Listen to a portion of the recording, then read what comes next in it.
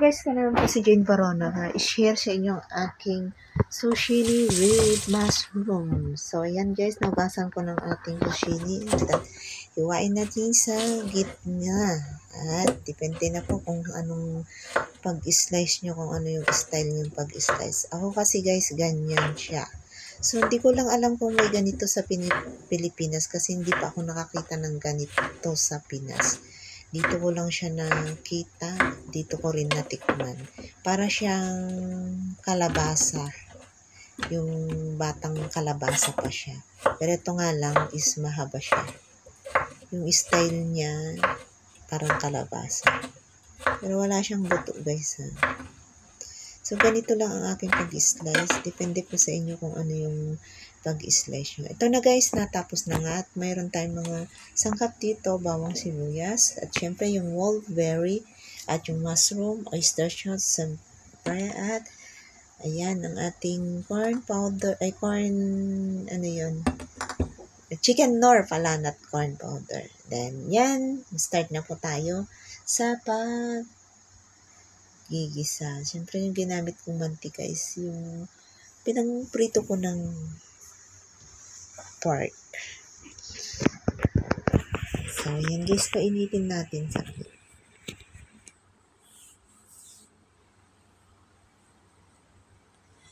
habang medyo mainit na, lagay na natin yung ating bawang.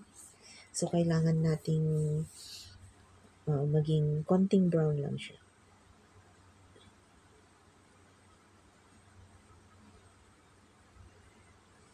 Then, ang ating sibuyas.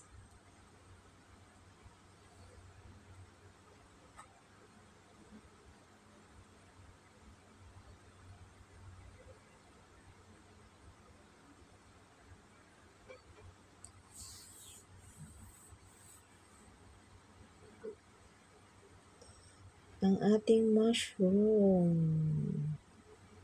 So, ayan guys. Ngayon ko lang lutuin ito with mushroom siya. Dati ko nang nilulutang sashimi pero try kong lagyan ng mushroom.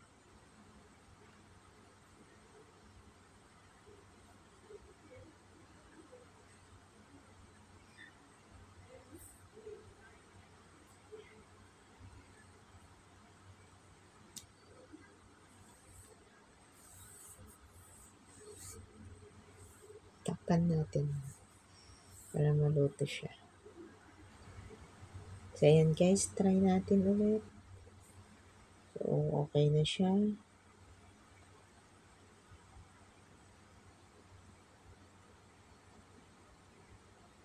Yung matigas na. Yung ano niya kasi guys is matigas.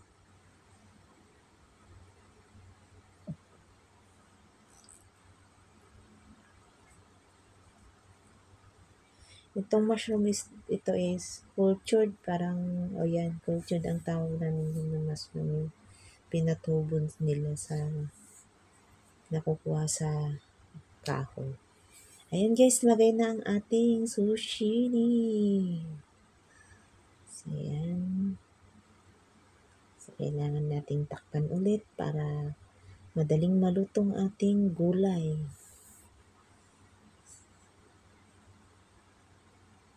So, kailangan malambot dahil ayaw ng amo ng ating half cook. Hindi sila mahilig sa half cook.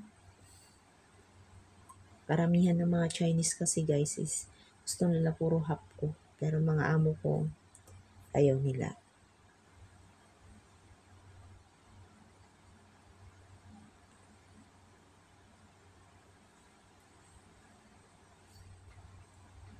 So, antay lang natin guys habang di pa siya kumukulo, di pa siya malambot.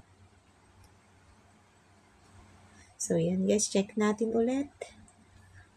Baka masunugan tayo. So, lagay na natin ang salt. Siyempre, ang Knorr chicken powder. Yan. At ang ating oyster sauce.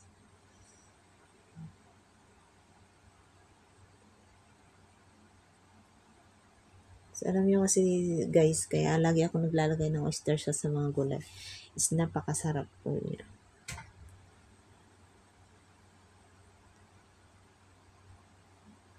So, kailangan malutong maigi ang ating gulay. So, takpan ulit.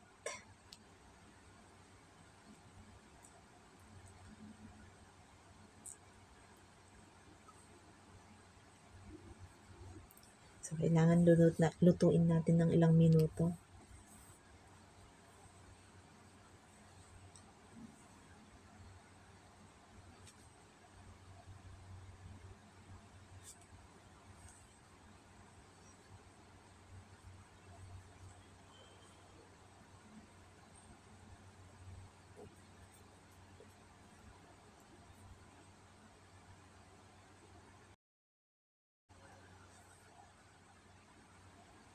Yan guys, check natin ulit.